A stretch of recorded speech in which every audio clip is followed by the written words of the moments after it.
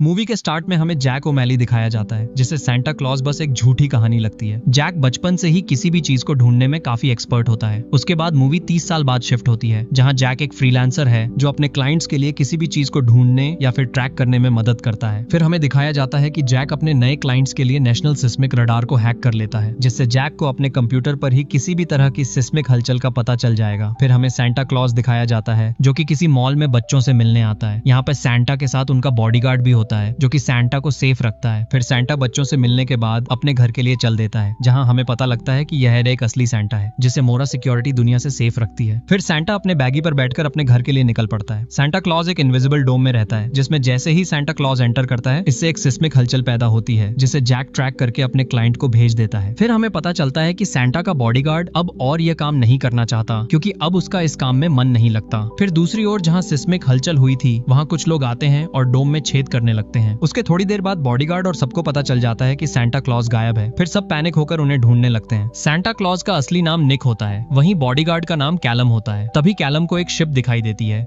जिसे पकड़ने के लिए कैलम पूरी जान लगा देता है, और कैलम को पता चल जाता है कि कोई डोम के अंदर आया है। इसे वह तुरंत मोरा सिक्योरिटी को इन्फॉर्म कर देता है, जिसके बाद मोरा सिक्योरिटी को पता लग जाता है कि किसी ने नेशनल सिस्मिक रडार को हैक किया है। इसके बाद मोरा सिक्योरिटी पता लगा लेती है कि यह काम जैक ने किया है। फिर मोरा सिक्योरिटी जैक को पकड़ने जाती है। वहीं हमें पता चलता है कि जैक का अब एक बेटा भी है, जो कि इसके एक्स वाइफ के पास रहता है। लेकिन जैसे ही जैक अपने घर पे जाता है, तभी मोरा सिक्योरिटी जैक को पकड़कर डोम ले आती है। उसके बाद जैक से काफी पूछताछ करते हैं, लेकिन जैक बताता है कि उसके पास क्लाइंट्स की डिटेल्स नहीं होती, ये सब काम डार्क वेब पर होता है। फिर वहाँ कैलम आता है और कैलम फोर्सफुली जैक से पूछने की कोशिश करता है, लेकिन फिर भी जैक कुछ नहीं बताता। लेकिन जैसे ही मोरा सिक्योरिटी जैक को पैसे का ऑफर देती है, तब जैक बताता है कि वह उस क्लाइंट की लोकेशन ढूंढने में मदद कर सकता है, क्योंकि जैक जब भी कोई कॉन्ट्रैक्ट लेता है, तब वह अपने क्लाइंट्स की मशीन में एक ट्रैकर लगा देता है, इनसेस अगर उसका क्लाइंट उसको पैसे न दे तो। फिर जैक पता लगा लेता है कि उनका क्लाइंट अरोबा में है, जहां जैक और कैलम एक साथ जाने वाले हैं। लेकिन जाने से पहले मोरा सिक्योरिटी जैक के ऊपर एक ट्रैकर लगा देती है, ताकि जैक भाग न सके। अब तक जैक को थोड़ा यकीन हो जाता है कि मिथोलॉजिकल दुनिया होती है और सैंटा क्लॉज होते हैं, लेकिन अब भी जैक पूरी तरह विश्वास नहीं करता। उसके बाद दोनों अरोबा जाते हैं, लेकिन रास्ते में दोनों कुछ खिलौने भी खरीद लेते हैं, जिसको कैलम अपने हाथ में लगे गैजेट से रियल बना सकता है। फिर हमें सैंटा क्लॉज दिखाया जाता है, जिसे किसी लड़की ने किडनैप कर रखा है। वह लड़की सैंटा की एनर्जी का इस्तेमाल करके एक आइस क्यूब के हजारों डुप्लीकेट बनाने की प्रक्रिया शुरू कर देती है। वहीं जैक और कैलम अरोबा पहुंच जाते हैं और वहां उन्हें क्लाइंट मिल जाता है। दोनों उससे पूछते हैं कि उसने सिस्मिक हलचल की जानकारी का क्या किया। क्लाइंट बताता है कि किसी पावरफुल लेडी ने उसे ये पता लगाने को कहा था, लेकिन जब कैलम उसका नाम पूछता है तो वह नहीं बताता। वह कहता है कि अगर उसने नाम लिया तो वह सुन लेगी। फिर क्लाइंट बीच पर लिखकर बताता है, लेकिन जैक इसे पढ़ लेता है, जिससे वह लेडी सुन लेती है। यहीं हमें पता चलता है कि जिसने सैंटा को किडनैप किया है, वह कोई आम लड़की नहीं बल्कि क्रिसमस विच है। उसके पास काफी पावर होती है। इसके बाद क्रिसमस विच क्लाइंट का मुंह बंद करने के लिए स्नोमैन भेजती है, जो काफी लड़ाई के बाद क्लाइंट को बर्फ में जमा देता है। इसके बाद जैक और कैलम सैंटा के भाई क्रैम्पस के पास जाने का फैसला करते हैं। क्रैम्पस और सैंटा की कहानी ये है कि पहले क्रैम्पस सैंटा के साथ काम करता था, लेकिन धीरे धीरे वह उन बच्चों को सजा देने लगा जो शरारती और मतलबी थे। सैंटा को यह बिल्कुल पसंद नहीं आया और दोनों अलग हो गए। फिर जैक और कैलम क्रैम्पस के पास जाते हैं। जैक क्रैम्पस के घर से सोने के सिक्के चुराने की कोशिश करता है, जिससे अलार्म बज जाता है और दोनों को पकड़ लिया जाता है। दोनों को क्रैम्पस के सामने लाया जाता है, जहां कैलम और क्रैम्पस के बीच स्लैप गेम खेला जाता है। कैलम अपने हाथ के गैजेट से क्रैम्पस को तेज मारता है और फिर रोबोट खिलौनों को असली बनाकर सबका ध्यान भटकाकर वहां से भाग जाते हैं। रास्ते में उन्हें एक पियानो दिखाई देता है, जिस पर एक गिफ्ट रखा होता है और उस पर लिखा होता है जैक ओमैली। जैक गिफ्ट को खोलना नहीं चाहता, लेकिन कैलम उसे खोलता है। उसमें एक आइस ग्लोब होता है। तभी जैक को उसके बेटे का कॉल आता है और उसका बेटा पूछता है कि उसने क्या भेजा है, लेकिन जैक ने उसे कुछ नहीं भेजा होता। जैक का बेटा जैसे ही उस बॉक्स को खोलता है, उसमें भी वही आइस ग्लोब होता है। जब बेटा उसे छूता है तो वह गायब हो जाता है। जैक डर जाता है और वह भी पियानो वाले ग्लोब को छू देता है। दोनों एक जगह पहुंचते हैं जहां वे ग्लोब में बंद होते हैं। क्रिसमस विच का असली मकसद ये है कि वह सभी स्वार्थी और बुरे लोगों को ऐसे ही सजा देना चाहती है। जैक अपने बेटे को समझाता है कि इसमें उसकी कोई गलती नहीं है, सारी गलती जैक की है, जिसने अब तक गलत काम किए हैं। जैक अपने बेटे का कभी ध्यान नहीं रख पाया। जैक अपनी सारी गलतियां मान लेता है, जिसके बाद दोनों का ग्लोब टूट जाता है और वे बाहर आ जाते हैं। अब क्योंकि मोरा सिक्योरिटी ने जैक पर एक ट्रैकर लगा रखा था, उन्हें पता चल जाता है कि जैक डोम के अंदर ही है। सैंटा क्लॉज को भी डोम के अंदर ही रखा गया है। वह शिप बस ध्यान भटकाने के लिए था। फिर सभी लोग डोम के अंदर सैंटा को ढूंढने लगते हैं। अंत में कैलम जैक को ढूंढ लेता है। जैक कैलम को बताता है कि क्रिसमस विच यहीं थी और वह हजारों ग्लोब बनाकर कहीं और ले गई। ये ग्लोब वह सभी लोगों को गिफ्ट करने वाली है। इसके बाद सभी लोग रेनेडियर बग्घी के पास दौड़ते हैं और वहां आखिरकार सैंटा क्लॉज मिल जाते हैं। लेकिन तब तक क्रिसमस विच उस बग्घी को चलाने लगती है। जैक जैक और कैलम भी उस बग्गी पर चढ़ जाते हैं। जैक डियर को बग्गी से अलग कर देता है, जिससे डियर भाग जाते हैं और बग्गी नीचे आ जाती है। इसमें क्रिसमस विच भी गिर जाती है। कैलम सेंटा क्लॉज को होश में लाने की कोशिश करता है, लेकिन वह होश में नहीं आते। फिर क्रिसमस विच अपने असली रूप में आती है और वह काफी बड़ी हो जाती है। इसके बाद जैक और कैलम दोनों उससे लड़ते हैं, लेकिन क्रिसमस विच दोनों को घायल कर देती है। तभी क्रैम्पस आ जाता है और वह क्रिसमस विच से लड़ने की कोशिश करता है, लेकिन क्रिसमस विच उसे भी बेहोश कर देती है। तभी सेंटा क्लॉज होश में आ जाते हैं और वह अपने डियर की मदद से क्रिसमस विच को उसी आइस ग्लोब में कैद कर देते हैं, जिसमें वह दूसरों को कैद करना चाहती थी। उसके बाद क्रिसमस की रात आती है और इस बार सेंटा क्लॉज अपने साथ जैक और उसके बेटे को भी रेनेडियर बग्गी पर चलने को कहते हैं। फिर सभी देखते हैं कि कैसे सेंटा एक ही रात में सभी बच्चों को गिफ्ट दे देते हैं। अंत में कैलम यह फैसला करता है कि वह अभी यह जॉब नहीं छोड़ना चाहता और सेंटा क्लॉज के साथ और समय बिताना चाहता है। यही मूवी खत्म हो जाती है। दोस्तों, अगर आपको हमारा एक्सप्लेनेशन अच्छा लगा तो ऐसी और मूवीज के एक्सप्लेनेशन देखने के लिए चैनल को सब्सक्राइब जरूर करें और जाने से पहले वीडियो को लाइक करना न भूलें। मिलते हैं एक नई वीडियो में।